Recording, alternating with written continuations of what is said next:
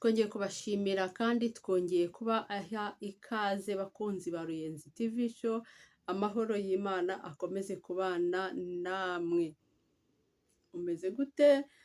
Nizere ko mumeze neza, nizere ko mukomeye ku mwami Imana yacu, izina ry'Imana rihabwe icyubahiro. Nkomeje kwihanganisha abantu bagize ibyago babuze ababo, mukomeze mwihangane, mukomeze mukomere, mwihangane pe, birakomeye, ni ibihe biba bikomeye umuntu atabasha kwishoboza, ariko Uwiteka Imana arabibashoboza. Mukomeze mwihangane, mukomeze mukomerere mu mwami. Kristo wenyine ni we urwana urwo rugamba kandi akarushoboresha umuntu. Imana ikomeze ibabe hafi. Nkomeje kwihanganisha n'abandi bafite abantu barwaye, harimo abarwaye, hari abafite imiryango irwaye, hari abafite abantu babo barwaye bari kwa muganga cyangwa se bari mu ngo zabo. Namwe mukomeze kwihangana kandi ikiganza cy'Uwiteka cyururuke kibakoreho, bakire mu izina rya Yesu Kristo. Uyu munsi rero tugiye kwiga ijambo Imana yashyize ku mutima. Ni ijambo riri muri Yeremiya umutwe wa mbere umurongo wa 19. Yesu nashimwe cyane.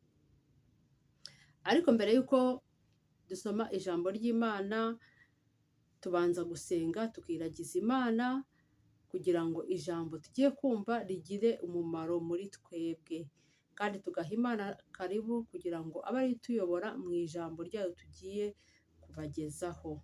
Turagushimiye Uwiteka Imana, tugushimiye ko uri Imana y'amahoro, tugushimiye ko uri Imana ishobora byose, tugushimiye ko uri ndiho kandi uzahoraho, tugushimiye ko uri urukundo, tugushimiye ko utwitaho. Izina ryawe nirihabwe icyubahiro.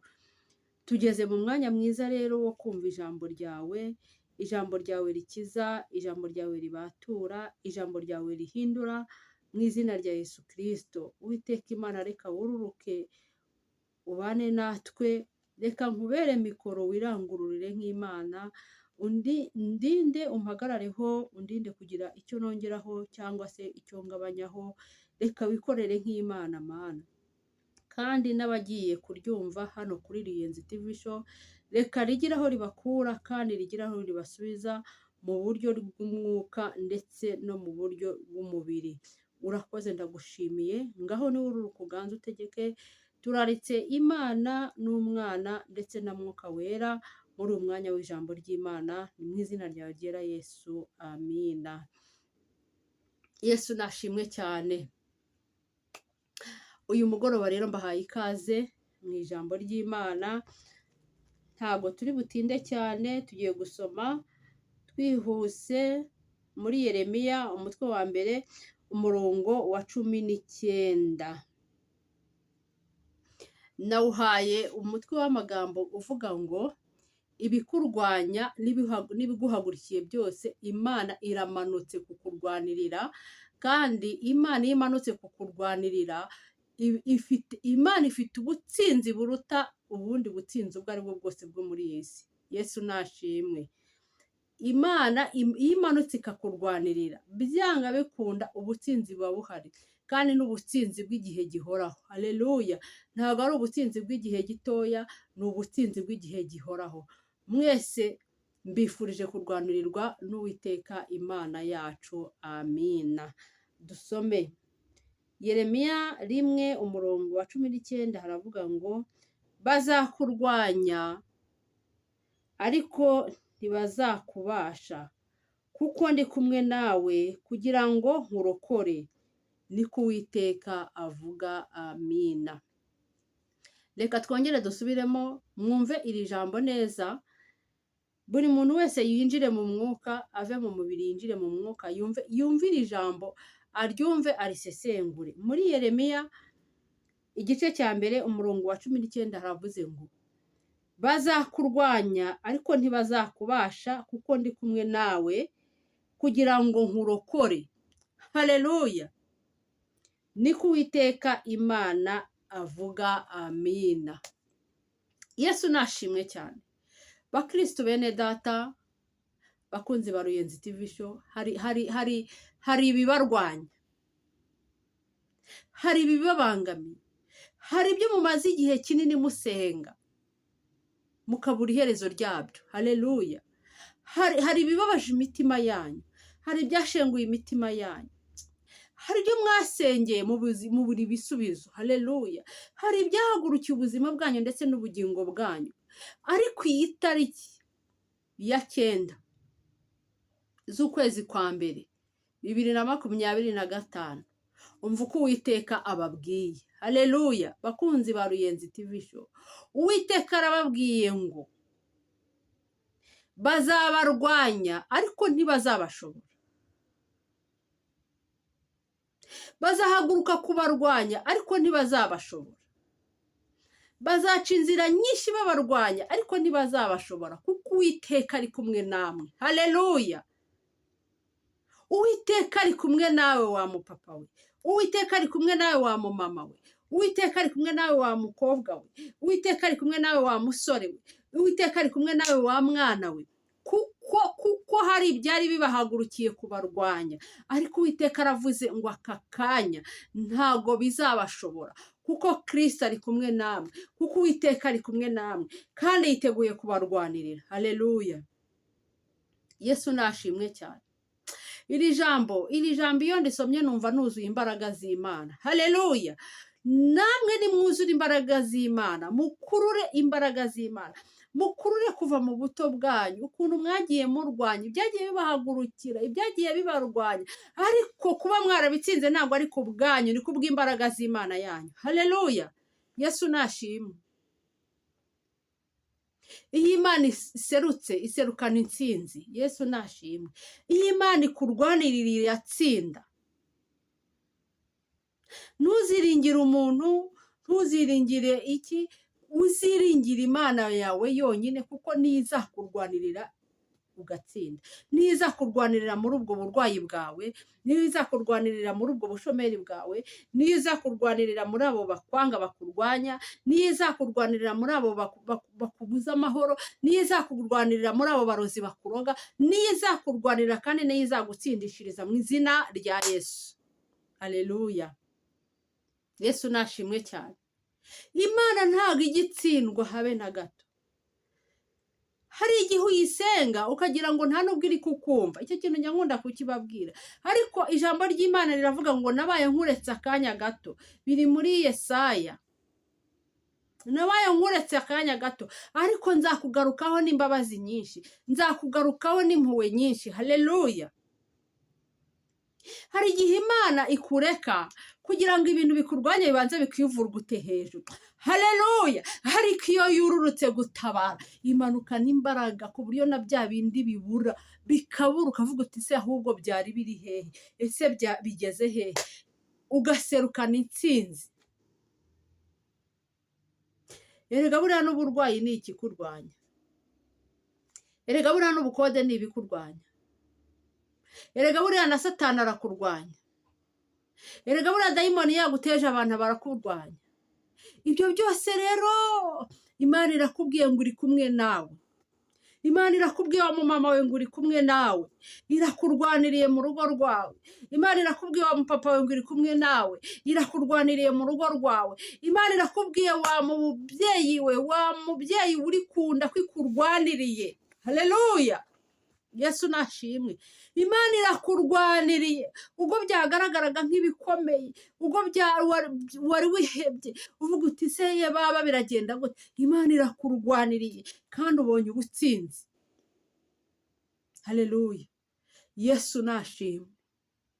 Iri jambo urikurure urigire iryawe, kandi nturigire rigufi muri wowe, ahubwo urigire rirerire muri wowe, uryagure ribe rirerire, uriho imbaraga nyinshi, wumve ko Imana ije kukurwanirira kandi wumve ko utsinze mu izina rya Yesu Kristo. Haleluya. Iri jambo rifite imbaraga nyinshi. Bazakurwanya ariko ntibazagutsinda. Haleluya.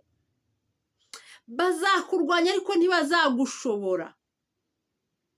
bazakugambanira ariko ntibazagushobora kuko uri kumwe n'Uwiteka. Haleluya. Bazakuroga ariko ntibazagushobora kuko uri kumwe n'Imana yawe. Haleluya. Bazakuvuga amagambo ateye isoni ateye ubwoba ariko ntibazagushobora kuko uri kumwe n'Imana yawe. Haleluya. Bazakuriganya ariko ntibazagushobora. Haleluya. kuko uri kumwe n'Imana yawe. Niko Imana yawe ivuze. Irakubwiye ngo iri kumwe nawe. Irakubwiye ngo irakurwaniriye. Irakubwiye ngo irakuneshereje. Irakubwiye ngo iri kumwe nawe. Haleluya. Iraguhetse mu mugongo wayo kuko uw'Imana yahetse ntabwo ijya imwururutsa. Habe. Iragutwikiriye, igutwikirije amahema yayo. Wowe kiranuka gusa. Wirinde icyaha n'igisa nacyo. Urebe icy'Imana n'abadayimoni. Ureba akarasisi Imana igiye gukora n'abadayimoni. Haleluya. Urebe intambara Imana igiye gukora n'abadayimoni bakurwanyaga bari baguhagurukiye. Haleluya. Wowe kiranuka gusa. Wizere Imana yawe. Ukora ibyiza. Ukora ibikwiriye. Wera imbuto z'abizeye Kristo. Ukomerere mu Mwami Yesu. Imana irakurwaniriye kandi iragutsindishirije. Amina. Bakunzi ba Ruyenzi TV show, mbatuyeho ubutsinzi buturutse mu gihugu cyo mu ijuru. Mbatuyeho amahoro aturutse mu gihugu cyo mu ijuru. Mbatuyeho kunesha guturutse mu gihugu cyo mu ijuru. Mbatuyeho umunezero uturutse mu gihugu cyo mu ijuru mu izina rya Yesu. Amina. Turagushimiye Jehova Jire, turagushimiye El Shaddai, turagushimiye bwugamo bw'umugaru, turagushimiye ko kubw'ijambo ryiza uduhaye uyu mugoroba. Izina ryawe nirihabwe icyubahiro. Uratubwiye ngo bazaturwanya ariko ntibazadutsinda kuko uri kumwe natwe, kuko uri kumwe n'abari kuri Ruyenzi TV show. Hayi Kristo, ndagushimiye uyu mugoroba kunejeje imitima yacu. Sengeye abakunzi ba Ruyenzi TV show, umuntu wese ugiye kumvira ijambo reka rimubere inkomezi. Uwari wihebye yizere ko uri mu kumurwanirira. Uwari urwaye yizere ko uri kumurwanirira. Uwari wishwe n'inzara yizere ko umugaburiye. Uwari ubabaye yizeye ko umumaze umubabaro. Hayi Uwiteka Imana, ndasenze cyane Kristo ngo iri jambo umuntu wese ukurikiye Ruyenzi TV show ugiye kuryumva, hayi ruhindura ubuzima bwe ndetse n'ubugingo bwe kuko uri Imana ishobora byose. Ngaho nukomeze kuganza, nukomeze kwihesha icyubahiro, nukomeze kubarengera, ubatabare cyane Kristo kuko barababaye, kuko bafite intimba n'agahinda. Hari abafite ibibazo bitandukanye, abo bose bazamuye mu ngo by'amasengesho. Ayiwe Kristo, ndakwinginze ni ururu kubarwanirire. Ababuze aho kuba ubarwanira, ubaho kuba. Ababuze ibyo kurya Uwiteka Imana ubarwanirira, ubaha ibyo kurya. Ababuze ibyo kwambara ubambike. Ababuze ubuhungiro ubaha ubuhungiro kuko uri Imana ifite ubuhungiro kandi uri Imana ifite byose. Ayi Kristo mwiza, abatawe n'imiryango, imiryango ibagarukire Kristo kuko ushoboye byose. Ndabasengeye cyane Uwiteka Imana. Sengeye abakunzi ba Ruyenzi TV show, nubarengere cyane Kristo, nubatabare Kristo. Abari kwa muganga ikiganza cyawe cyururuke kibakoreho kibakize mu izina rya Yesu Kristo. Utabara ubwoko bwawe bubabaye, utabara ubwoko bwawe buri mu marira n'agahinda. Usuka umunezero mu bwoko bwawe, usuka umunezero mu bwoko bwawe, usuka amahoro mu mutima mu bwoko bwawe kuko uri Imana ishobora byose.